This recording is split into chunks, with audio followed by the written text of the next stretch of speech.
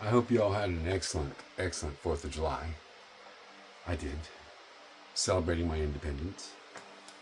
One of those things is my independence from having to use a whole bunch of things to stay healthy. At 71, I'm coming up to in October. I feel like I'm ready for another decade, a good decade. And I'm curious what you're planning now that you got your independence, right? That's what we celebrated. I saw a lot of fireworks going off. And I know there's a whole bunch of midterms and all that kind of stuff coming up, politics and war. I'd like to see us become independent from wars, independent from being used for wars. Our resources, our country, our people, and most particularly our young men who are about to be sent off to war. I don't want to see that happen. I don't want to see another war. Vietnam's a long time ago.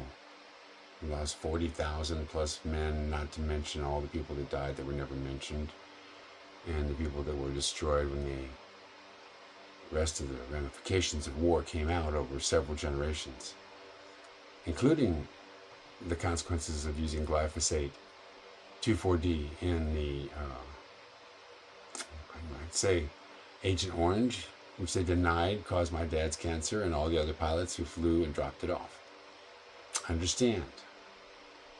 The poison is to keep us, potential people who rebel against the system that's being put upon everybody, peaceful as we are, refusing to pay taxes to support wars, or Israel, or an army of genocidal maniacs who expect to be paid veterans benefits instead of Americans who are committing suicide one every hour for having been in American wars.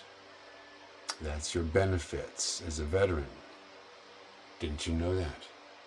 That it's cheaper to have you die after a war than it is to keep you alive. If you don't know that already, you should. And denial is the best form of maintaining minimal budgets for veterans. As a Vietnam veteran, as a son of a Vietnam veteran who died of the cancer from Vietnam's effects, and watched my contemporaries die of it, and watched children like my dear sweet Trinity, who wove my hair that I just took out of braids to give it this wonderful curl. But, mind you, she suffers because of the consequences of her dad coming back after being exposed to Agent Orange, and her having been created from his genes after they'd been impacted. It's that bad. It's multi-generational. Glyphosate. RFK, why did you abandon us?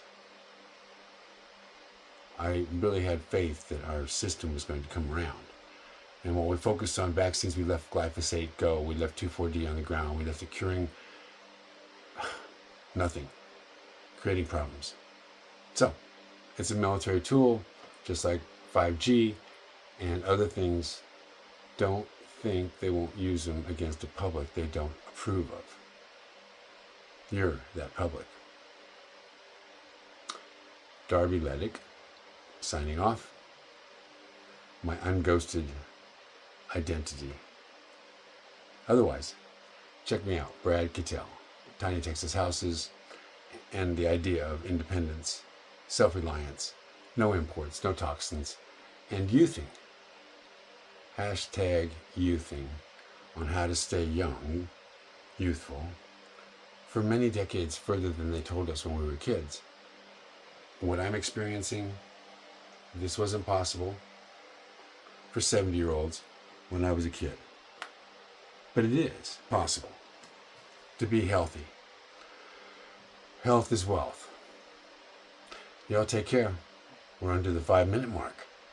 If you want to see more, I'm selling off massive amounts of inventories to build tiny houses, bigger houses, small houses, all out of American product, all out of trees that were harvested thousands of years of growth before they even cut them down.